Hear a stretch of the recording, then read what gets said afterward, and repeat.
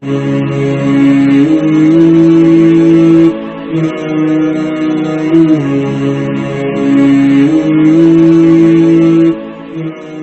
علیکم ورحمۃ اللہ وبرکاتہ۔ الحمدللہ وحدہ والصلاة والسلام علی من لا نبی بعدہ، اما بعد، اعوذ باللہ من الشیطان الرجیم، بسم اللہ الرحمن الرحیم۔ اقرأ بسم ربک الذی خلق، خلق الانسان من علق، اقرأ وربک الاکرم الذی علم بالقلم، علم الانسان ما لم يعلم، صدق اللہ العظیم۔ درود شریف پڑھ لیجیے۔ اللہم صلی علی محمد وعلی آل محمد کما صلیت علی ابراہیم وعلی آل ابراہیم انک حمید مجید۔ اللہم بارک علی محمد وعلی آل محمد کما بارکت علی ابراہیم وعلی آل ابراہیم انک حمید مجید۔ جیسے کہ آپ سب واقف ہیں کہ نبی کریم صلی اللہ علیہ وسلم کی سیرت کے تقریباً 11 سبق ہو چکے ہیں، اور آج یہ ہماری 12ویں نشست ہے۔ ان نشستوں کے اندر اب تک آپ صلی اللہ علیہ وسلم کی اس زندگی کا بیان آ چکا، مکمل ہو چکا، جس میں نبوت کے اظہار سے پہلے کے جو 40 سال ہیں۔ دیکھیے، یہ بات یاد رکھیے، ہمارا اہل سنت والجماعت کا موقف یہ ہے کہ آپ صلی اللہ علیہ وسلم کو نبوت ساری کائنات میں، سارے نبیوں میں سب سے پہلے نبوت اللہ کے رسول کو ملی ہے۔ زمین اور آسمان کی پیدائش سے بھی 1000 سال پہلے، زمین آسمان کب پیدا ہوئے کوئی نہیں جانتا، کروڑوں اربوں خربوں سال ہو گئے، لیکن اس کی پیدائش سے بھی 1000 سال پہلے اللہ تعالیٰ نے قرآن مجید کی تلاوت کی، سورہ یاسین کی تلاوت کی۔ یاسین والقرآن الحکیم انک لمن المرسلین، یاسین والقرآن الحکیم، کہ مجھے قسم ہے قرآن حکیم کی، اللہ تعالیٰ کہہ رہا ہے انک لمن المرسلین، کہ بے شک آپ میرے پیغمبر ہیں۔ تو ابھی کچھ بھی نہیں ہے، اللہ تعالیٰ کہہ رہا ہے آپ میرے نبی ہیں۔ تو اس سے پتہ چلا کہ اللہ کے رسول صلی اللہ علیہ وسلم کو نبوت تو بہت پہلے ہی مل گئی تھی، اس کا اظہار جو ہے وہ 40 سال کی عمر میں ہوا ہے، اور وہ ذمہ داریاں جو نبوت کی آتی ہیں وہ 40 سال کی عمر میں آتی ہیں ہر نبی کے اوپر۔ اچھا جی، نبوت سے پہلے کی زندگی کے تعلق سے کچھ باتیں آپ لوگوں کے سامنے واضح کرتا چلوں۔ آپ صلی اللہ علیہ وسلم نبوت سے پہلے بھی بڑے با اخلاق تھے، اور غریبوں کی مدد کرنا، بوڑھی عورتوں کے سودے لا دینا، اور آپ صلی اللہ علیہ وسلم کے اخلاق اتنے جو ہے زبردست تھے۔ آپ سن چکے ہیں کہ نبی کریم صلی اللہ علیہ وسلم کو الامین الصادق کہہ کر کے پکارا جاتا تھا۔ یہاں ایک بات یاد رکھیے گا، آپ صلی اللہ علیہ وسلم کے تعلق سے ایک بڑا غلط واقعہ لوگوں میں چلا ہوا ہے، بس مشہور ہے، اور لوگ اس کی مثالیں دیتے ہیں۔ بہت سارے ہمارے ساتھی تعلیمی حلقوں میں اس واقعے کو بیان کرتے ہیں۔ کون سا؟ کہ اللہ کے رسول گزرتے تھے، ایک عورت کوڑا پھینکتی تھی، آپ بڑی خاموشی سے نکل جاتے تھے۔ ایک دن کوڑا نہیں آیا، اللہ کے رسول نے پوچھا عورت کہاں ہے، تو کسی نے بتایا کہ بیمار ہے، آپ اس کے بعد تشریف لے گئے، اللہ کے رسول کے اخلاق دیکھ کر وہ ایمان والی ہو گئی۔ یہ واقعہ کہیں پر بھی نہیں ہے، کسی سیرت کی کتاب میں، کسی حدیث کی کتاب میں، کہیں کسی سنت کے بیان میں کہیں نہیں ہے، اور یہ اتنا مشہور ہے کہ بہت سارے ساتھی ہمارے اس کو بیان کرتے ہیں۔ جہاں کہیں بھی جو 2-4 مسلمان جمع ہوئے اور تھوڑی سی بہت دین کی باتیں ہونے لگی تو ان میں یہ باتیں کبھی کبھی لوگ بیان کر دیتے ہیں، حالانکہ اس کی کوئی حقیقت نہیں، کوئی سر پیر نہیں ہے، اس کی کوئی سند نہیں ہے، اس کی کوئی حقیقت نہیں ہے۔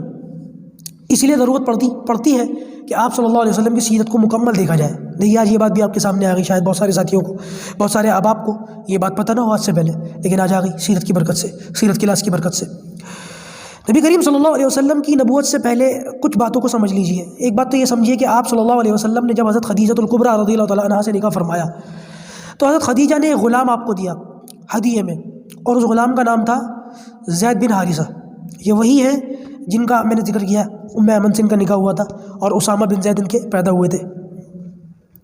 دراصل بات یہ ہے کہ یہ ایک عیسائی خاندان کے فرد تھے، اور کہیں کوئی لڑائی ہوئی، کچھ معاملہ ہوا تو یہ غلط فہمی کی وجہ سے قید کر لیا گئے، اور قید کرنے کے بعد جیسے یوسف علیہ السلام کے ساتھ معاملہ ہوا، ان کے بھائیوں نے کنویں میں ڈالا اور ایک قافلے نے ان کو مصر جا کر کے بیچ دیا۔ ان کا بھی یہی معاملہ ہوا ہے کہ جھگڑے کے اندر، ایک لڑائی کے اندر یہ قید ہو کر کے آ گئے، اور ان کو جو ہے غلام بنا کر کے بیچ دیا گیا۔ ہوتے ہوتے ہی حضرت خدیجہ کے پاس پہنچے، غلام کا ان کے اسٹیٹس غلامی کی زندگی تھی۔ حضرت خدیجہ رضی اللہ تعالیٰ عنہا نے ان کو اللہ کے رسول صلی اللہ علیہ وسلم کو گفٹ کر دیا ہدیے کے طور پر نکاح کے بعد۔ تو ان کے جو باپ تھے حارثہ، اور ان کے ایک چچا تھے کعب، وہ ان کو ڈھونڈ رہے تھے، ڈھونڈتے ڈھونڈتے وہ مکہ آ گئے۔ ان کو پتہ چلا کہ محمد نام کے ایک شخص ہے صلی اللہ علیہ وسلم، ان کے یہ غلام ہے، ابھی نبوت ملی نہیں ہے، مطلب نبوت کا اظہار نہیں ہوا ہے ابھی، پہلے 40 سال کی عمر میں جو ہوتا ہے۔ تو انہوں نے آ کر کے اللہ کے رسول سے کہا کہ ہمیں پتہ چلا کہ آپ کے پاس جو ہے وہ ہمارا بیٹا ہے، اور حقیقت میں وہ غلام نہیں ہے، وہ تو آزاد آدمی ہے، اور غلط فہمی کی بنیاد پر اس کو جو ہے قید کر لیا گیا ہے۔ تو نبی کریم صلی اللہ علیہ وسلم کو جیسے ہی پتہ چلا، آپ نے ان کو بلوایا، زید کو اور کہا کہ بھئی تم ان کو پہچانتے ہو؟ انہوں نے کہا یہ میرے والد ہیں، یہ میرے چچا ہیں۔ تو آپ نے فرمایا کہ تمہیں اجازت ہے، اگر تم ان کے ساتھ جانا چاہو تو چلے جاؤ، میں تمہیں آزاد کرتا ہوں۔ انہوں نے کہا یا رسول اللہ میں نہیں جانا چاہتا، مطلب یا رسول، اس وقت تو نبوت کا اظہار نہیں ہوا تھا، تو انہوں نے کیا کہا ہوگا؟ ابو القاسم کہا ہوگا۔ اللہ کے رسول کو ابو القاسم الصادق الامین کہا جاتا تھا، یہی آپ کے القاب اور کنیت تھی۔ تو انہوں نے کہا میں جانا نہیں چاہتا۔ تو ان کے باپ نے اور ان کے چاچا نے ان سے کہا کہ بھائی تم ہمارے ساتھ چلو گے تو آزادی کی زندگی ملے گی، یہاں رہو گے تو غلامی کی زندگی گزارو گے، تم غلامی کو آزادی پر ترجیح دے رہے ہو۔ انہوں نے کہا جی جو ہے نا میں ان کا ساتھ نہیں چھوڑ سکتا۔ اس پر نبی کریم صلی اللہ علیہ وسلم اتنے خوش ہوئے کہ آپ صلی اللہ علیہ وسلم کو پکڑا، ساتھ لے کر کے گئے اور پورے مطلب مکہ کا ایک چوک تھا، وہاں جا کر کے کھڑے ہو کر کے آپ نے اعلان فرمایا کہ آج سے زید میرا بیٹا ہے۔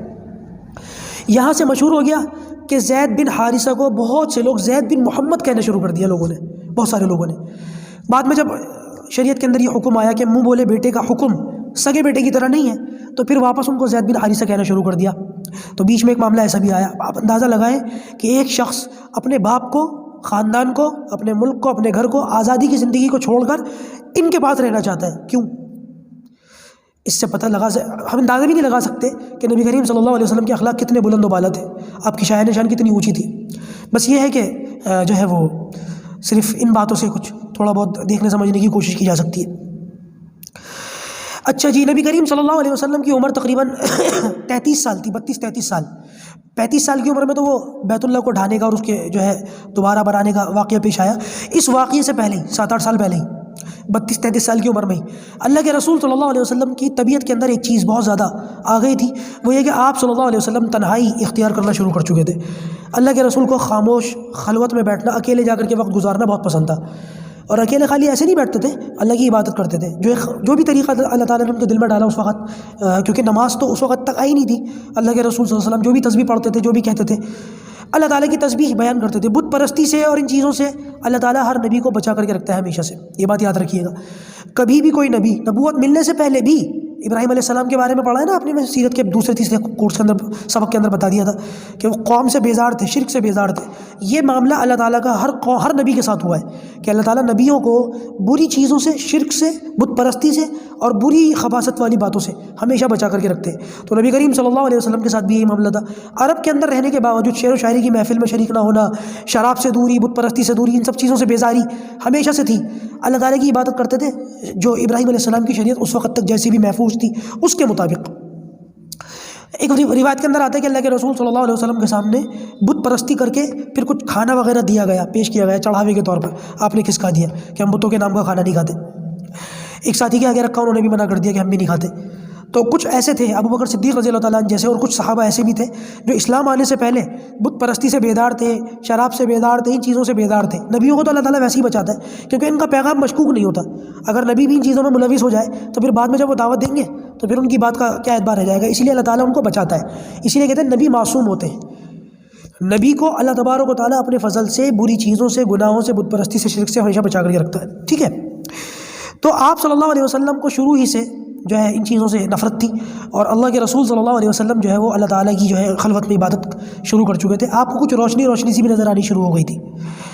آخری جب وہ وقت آیا ہے نبوت کے قریب کا جو دور ہے، اس میں تقریباً 38 39 40 سال کی جو عمر بنتی ہے آپ کی، اس میں اللہ کے رسول صلی اللہ علیہ وسلم کو کچھ خواب آنے شروع ہو گئے۔ دراصل ہوا یہ، آپ صلی اللہ علیہ وسلم مکہ سے 3 میل کے فاصلے پر ایک پہاڑ ہے جبل نور کے نام سے، اس جبل نور کے اندر ایک غار حرا کے نام سے، اس جگہ اللہ کے رسول صلی اللہ علیہ وسلم جا کر کے عبادت کیا کرتے تھے۔ یہ مکے شہر سے باہر تھا، 3 میل دور تھا۔ اب تو چونکہ ماشاءاللہ وہ ہر چیز کا اندر وسعت آ گئی ہے تو پہاڑ مکے کے شہر کے اندر ہی داخل ہو چکا ہے، پہلے یہ 3 میل کے فاصلے پر تھا۔ آج بھی جو لوگ حج کرنے جاتے ہیں وہاں جا کر کے اس کی زیارت کرتے ہیں، سیڑھیاں ویڑیاں بنا دی گئی ہیں اور لوگ ان کے ذریعے سے وہاں جاتے ہیں۔ اور مولانا اکبر شاہ نجیب آبادی صاحب نے تاریخ اسلام کتاب کے اندر اس کا پورا وہ لکھا ہے غار کا کہ یہ کیسا تھا۔ اس کے بارے میں آتا ہے کہ یہ 2.25 گز جو ہے وہ لمبا تھا اور 4 گز جو ہے چوڑا تھا، یہ اس کے اپوزٹ تھا، بہرحال مجھے یاد نہیں پڑ رہا۔ تو اس کے اندر ایک آدمی یا 2 آدمی لیٹ بیٹھ سکتے ہیں، اتنا تھا یہ۔ اللہ کے رسول صلی اللہ علیہ وسلم اس غار کے اندر جانا شروع ہو گئے۔ علماء نے فرمایا کہ اللہ کے رسول صلی اللہ علیہ وسلم کا اس غار میں جانا کبھی 3 دن کے لیے ہوتا تھا، کبھی 1 ہفتے کے لیے ہوتا تھا، کبھی کبھی مہینے بھر کے لیے بھی ہوتا تھا۔ بعض روایتوں سے پتہ چلتا ہے کہ پورا رمضان اس غار کے اندر گزارتے تھے۔ اور اماں خدیجہ الکبریٰ رضی اللہ تعالیٰ عنہا آپ صلی اللہ علیہ وسلم کے لیے توشے کا انتظام کر دیا کرتی تھی۔ سوکھا جو کھانا آتا ہے، جیسے جو ہے ستو ہوا، کچھ جو ہے جو ہوا، اس طریقے کی چیزیں ہوئیں کہ ان کو وقتی طور پر تیار کر کے کھا پی لیا جائے، ایسی کوئی چیز نہیں ہوتی تھی جو سڑ جائے، خراب ہو جائے۔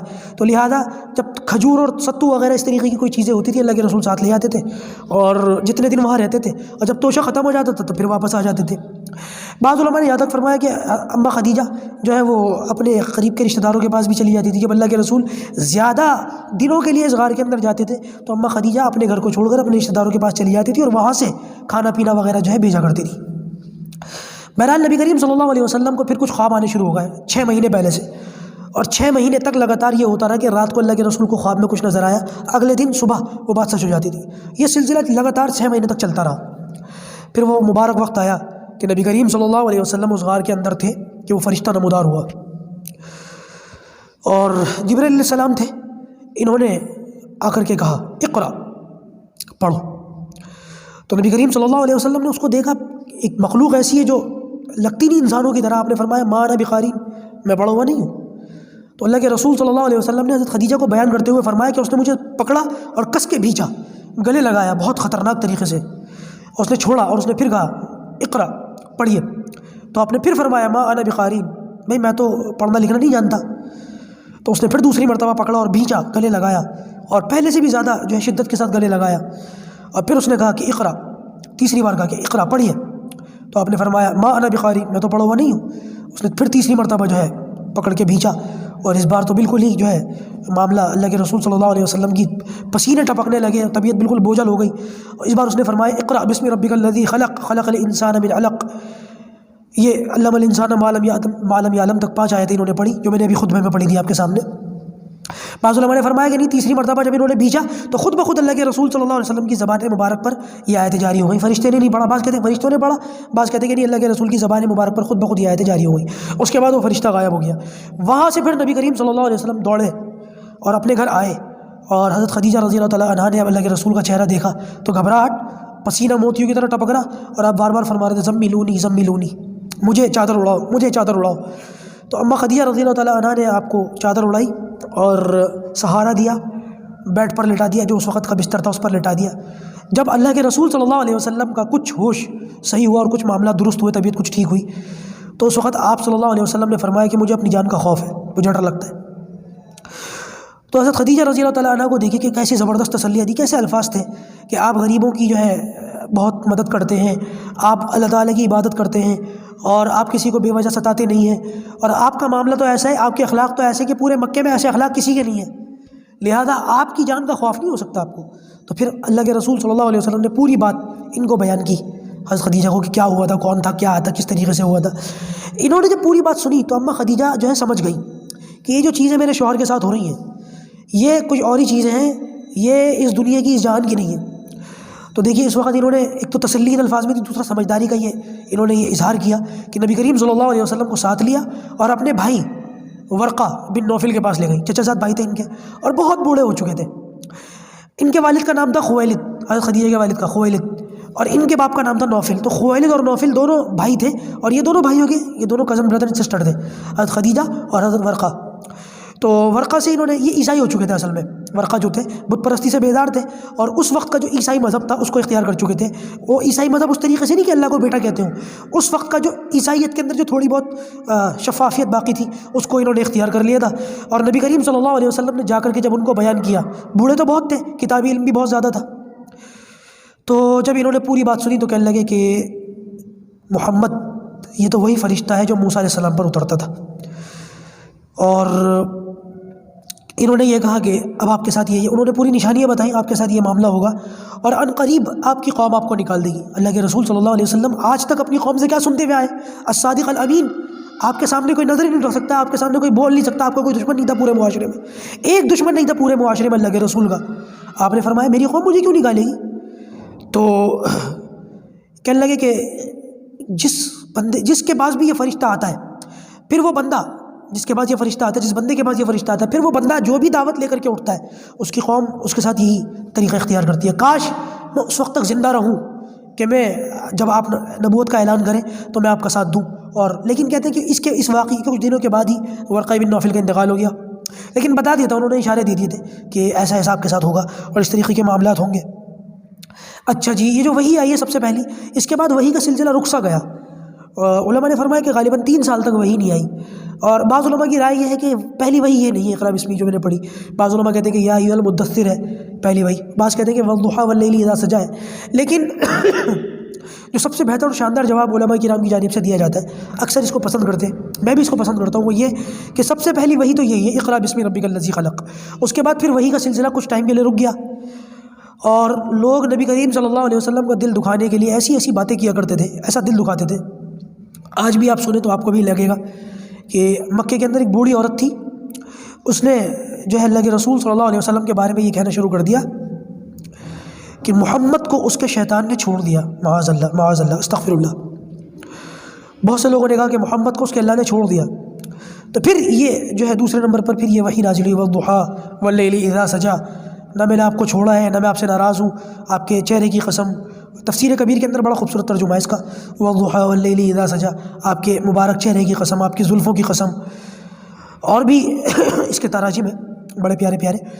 تو اس کے بعد پھر اللہ تبارک و تعالیٰ نے علی الاعلان جب دعوت کا حکم دیا، پہلے تو 3 سال تک خاموش دعوت چلتی رہی، پھر علی الاعلان اللہ کے رسول صلی اللہ علیہ وسلم نے جب دعوت کا کام شروع کیا تو یہ حکم آیا تھا یا ایھا المدثر قم فانذر، یہ تیسرے نمبر پر وحی نازل ہوئی تھی۔ تو بہرحال اس کی علماء نے الگ الگ توجیحات اور تطبیق کی ہیں، اور یہ نبوت ملنے کا جو واقعہ تھا میں نے آپ کے سامنے تقریباً جو ہے وہ بیان کر دیا ہے۔ حضرت خدیجہ رضی اللہ تعالیٰ عنہ کی بڑی قربانیاں تھی اللہ کے رسول کے لیے، اپنے جان سے، اپنے مال سے، ہر چیز سے آپ کا ساتھ دیا، جیسے کہ میں نے بھی بتایا کیسی تسلیاں دی اور سمجھداری کا اظہار یہ کیا کہ بھائی کے پاس لے گئی۔ اللہ کے رسول صلی اللہ علیہ وسلم کی زندگی ہی میں حضرت خدیجہ کا انتقال ہو گیا تھا، جب اللہ کے رسول کی عمر جو ہے 50 سال تھی، نبوت ملنے کے 10 سال کے بعد انتقال ہو گیا تھا۔ سیرت کے اندر یہ واقعہ بھی بیان کروں گا۔ اور حضرت خدیجہ کی عمر 65 سال تھی، انتقال ہو گیا۔ جب مدینہ ہجرت کری ہے اور بعد میں ہجرت کے بعد اللہ کے رسول سے حضرت عائشہ کا نکاح ہوا ہے، اور بھی بیویاں آئی ہیں، حضرت حفصہ، حضرت سودا، حضرت زینب، حضرت ماریہ۔ تو ایک موقع پر حضرت عائشہ صدیقہ رضی اللہ تعالیٰ عنہ نے، مطلب اللہ کے رسول صلی اللہ علیہ وسلم حضرت خدیجہ کا ذکر کرتے رہتے تھے، بار بار ذکر کرتے تھے۔ تو امی عائشہ صدیقہ رضی اللہ تعالیٰ عنہ نے ایک موقع پہ فرمایا یا رسول اللہ، کیا بات ہے کہ وہ بوڑھی عورت آپ کے دماغ سے نکلتی نہیں؟ حضرت خدیجہ کے بارے میں کیا بات ہے کہ وہ بوڑھی عورت آپ کے دماغ سے نکلتی نہیں، حالانکہ اللہ تبارک و تعالیٰ نے اس سے بہتر عورت آپ کو دے دی۔ تو علماء نے لکھا کہ نبی کریم صلی اللہ علیہ وسلم کا جو ہے چہرہ ایک دم غصے سے لال ہو گیا، غضبناک ہو گیا، اور اس موقع پر اللہ کے رسول نے فرمایا عائشہ خدیجہ تو خدیجہ ہی تھی، خدیجہ جیسی کوئی نہیں ہے، اللہ تعالیٰ نے خدیجہ جیسی بیوی مجھے کوئی نہیں دی۔ سبحان اللہ، قربان جائیے نبی کریم صلی اللہ علیہ وسلم اور آپ کی سب سے پہلی جو ہے زوجہ مطہرہ حضرت خدیجہ الکبریٰ رضی اللہ تعالیٰ عنہ، اپنا سب کچھ لگا دیا اللہ کے رسول، سب کچھ قربان کر دیا، جان مال سب کچھ، اور ایسا کیا کہ نبی کریم صلی اللہ علیہ وسلم آخر تک کئی بیویاں مل گئیں لیکن حضرت خدیجہ کو نہ بھولے۔ انشاءاللہ اس سے آگے کی بات جو ہے وہ کل عرض کی جائے گی۔ اللہ پاک ہم سب کو کہنے سننے سے زیادہ عمل کرنے کی توفیق عطا فرمائے۔ السلام علیکم ورحمۃ اللہ وبرکاتہ۔